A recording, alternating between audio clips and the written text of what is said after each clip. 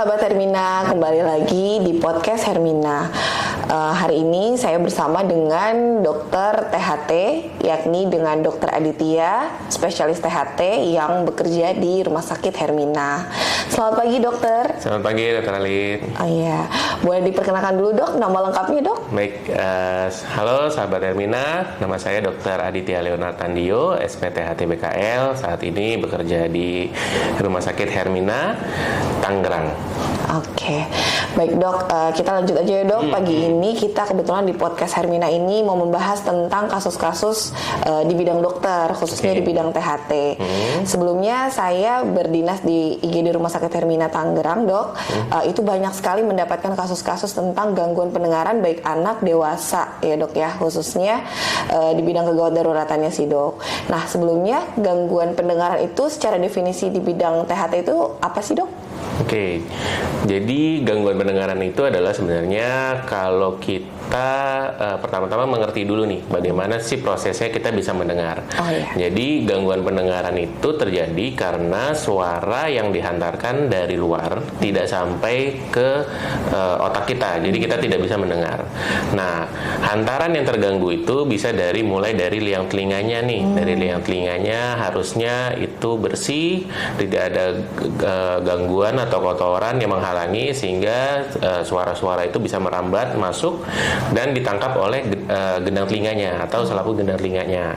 Dengan selaput gendang telinga yang kondisinya baik, itu juga akan melanjutkan hantaran suaranya sampai ke yang kita sebut itu rumah siput. Nah, rumah siput itu adalah rumah untuk saraf-saraf pendengaran yang nantinya akan meneruskan ke otak. Nah, dari situ kalau mereka menerima impuls-impuls atau getaran suaranya itu, baru mereka bisa mendengar.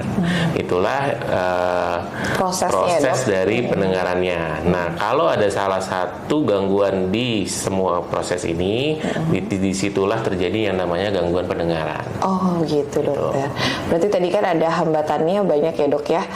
Kalau untuk jenis-jenis dari gangguan pendengaran nih dok, berarti berbeda-beda tahapan penanganannya ya dok ya.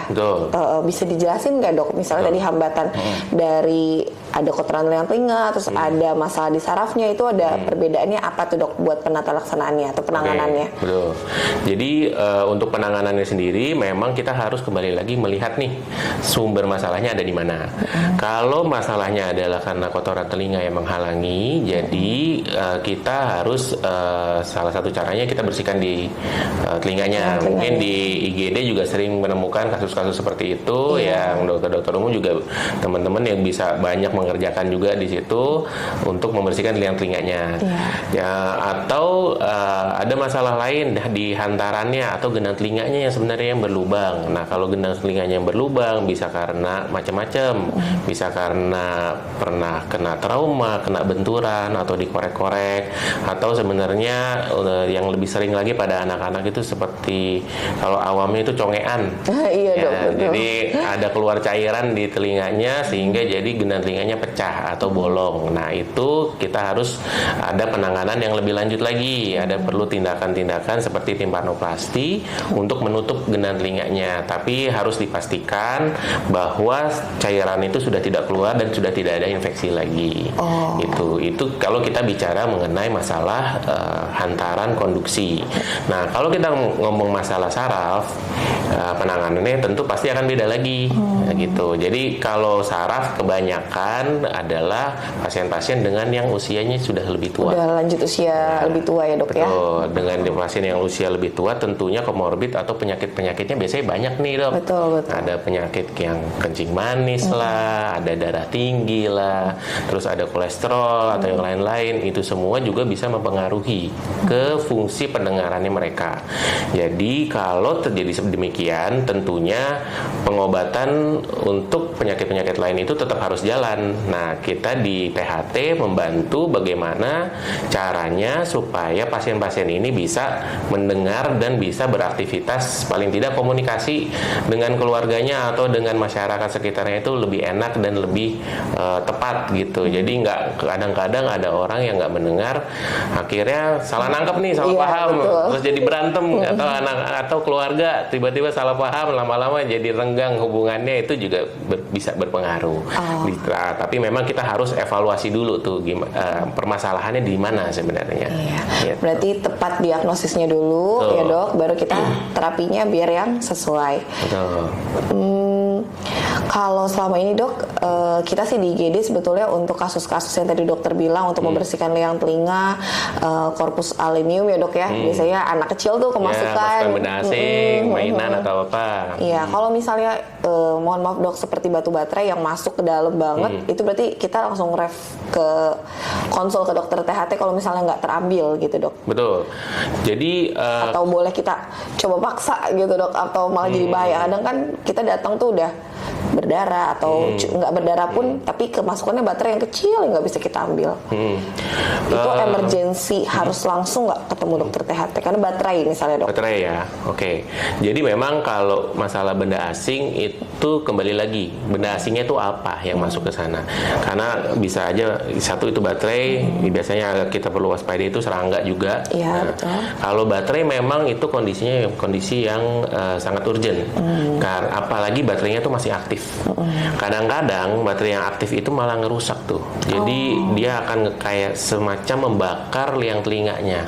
Kalau kejadian seperti itu harus segera dikeluarkan, dan itu nanti luka-lukanya harus dibersihkan. Kalau enggak, resikonya satu bisa genang telinganya bolong, bisa juga sampai telinganya justru nanti malah ketutupan, infeksi, macam-macam deh. Jadi itu benar-benar harus segera dikeluarkan. Jadi kalau memang ada dokter ketemu di IGD, itu sebenarnya diusahakan kalau bisa dikeluarkan gitu. Jadi karena ini masalah baterai ya. Jadi secepat mungkin kita harus mengeluarkan nih sumber energinya yang ngebakar itu supaya proses rusaknya itu nggak makin meluas gitu. Baik. Cara paling sederhana yang biasanya dilakukan juga irigasi aja coba. Irigasi. Karena kalau sesuatu bisa masuk dari telinga ke telinga, harusnya dia pasti ada jalan untuk keluarnya. Baik. Gitu. Kecuali memang dia agak besar dan nyangkut gitu, apalagi anak-anak biasa ya pasti berontak segala macam. Memang banyak faktor gitu. Jadi tapi penanganan yang cepat itu perlu gitu. Lain ceritanya kalau dia serangga. Kalau serangga biasanya lebih ke sakitnya nih, sakit telinganya, karena serangganya coba cari jalan keluar, terus biasanya serangga itu kan kaki-kakinya agak sedikit tajam tuh, dia jadi bikin lecet, terus jadi bikin berisik di telinga, jadi nggak nyaman sama sekali. Nah kalau penanganan yang itu, serangganya harus dimatiin dulu. Caranya kita tenggelamin aja serangganya pakai cairan yang konsistensinya seperti minyak. Bisa pakai minyak goreng kalau di rumah dari sahabat Hermina. Tapi jangan yang bekas ya, jangan yang bekas. Pakai yang masih baru supaya serangganya udah nggak gerak-gerak lagi. Jadi dia mati, nggak akan melukai telinganya lagi. Setelah itu bawa deh ke rumah sakit untuk dilakukan ekstraksi, itu kita keluarin serangganya. Waduh, berarti penanganannya sebenarnya cukup kompleks ya dok ya, dan memang butuh pengawasan medis juga sebetulnya ya dok ya. Oke, kalau gitu kira-kira bisa ketemu dokter tuh hari apa aja dok di Hermina? Ya, kalau saya setiap hari dari Senin sampai Jumat setiap jam 8 sampai jam 10 pagi. Jadi sahabat Hermina jangan ragu kalau menemukan masalah gangguan pendengaran seperti tadi, ayo segera konsultasikan ke Hermina Tangerang. Ya, baik dokter, mungkin nanti kalau ada pertanyaan kita lanjut ke podcast berikutnya. Kurang lebihnya kita mohon maaf. Terima kasih dokter atas waktunya. Sama-sama, dengan senang hati. Dadah sahabat Hermina. Dadah.